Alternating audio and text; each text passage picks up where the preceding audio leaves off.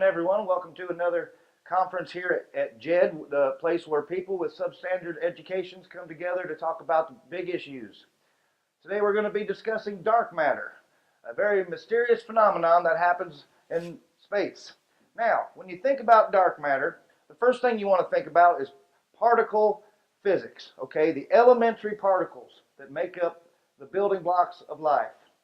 Okay, now, what you need to study elementary particles is a giant particle accelerator. And I don't have one. But I do have a $40 pair of binoculars I got from Walmart. And I've been studying a lot of videos on the internet. So what happens now when you get one of these particle accelerators? Okay, like over in Geneva, Switzerland, they have one. It's big. It's a 27-mile circle underground of tunnels. It goes through Switzerland, it goes through Geneva there, Luxembourg, Germany, probably part of Spain, and then whatever's south of that. It goes past the Waffle House, it goes past Long John Silver's, it goes past the Crouton place, everything. So, what they do in this particle accelerator is very scientific. First off, they shoot a proton out that way, going in a circle. Going at the speed of light. It's just cooking. It's cooking. It's cooking. It's going at the speed of light. And then they pop another guy out the other way, and he's going the other way at the speed of light. He's going the other way. He's coming around this way at the speed of light. So then these two are just passing each other at the speed of light. And then they throw this switch. Okay, they throw a switch, and the tracks switch, and they cram these protons together at double speed of light, and it just pops. And everything goes haywire. Parts and particles start flying everywhere, and stuff we've never even seen before. Particles like quarks and gluons and muons and protons and things. And they only last for a fraction of a second, and then they disappear into eternity. So you got to get a picture of them inside that millisecond. So you got to get your phone out, and you got to be quick. You got to be quick on that button. You got to, if you get 2 or 3 shots, you've had a good day. So then after that, they can start to tell that there is not enough of these particles in the universe to make up for all the matter. Okay? It doesn't make sense. That's the conundrum.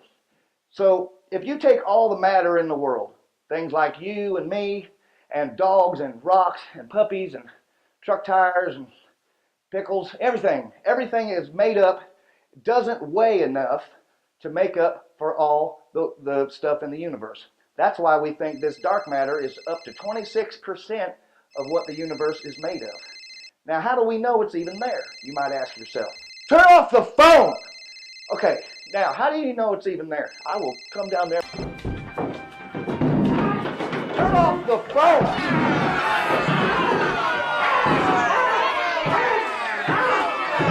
Turn off the phone!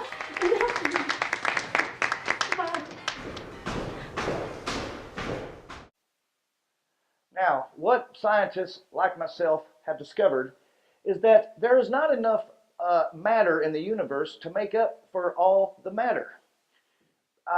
You would say, why does this matter? Why does dark matter matter? Black lives matter. Yay. How do we know dark matter is there? Well, there's a few ways we can tell, but see, it's hard to see because it's invisible. Yeah, it doesn't reflect light, it doesn't absorb light, and it sure as hell doesn't give off any light. It just won't be, it's not that easy to find it. And another thing it doesn't do, y'all, is it doesn't interact with the magnetic spectrum, which is the way we find everything. Okay, that's how we find stuff in the universe. It doesn't even interact with the magnetics.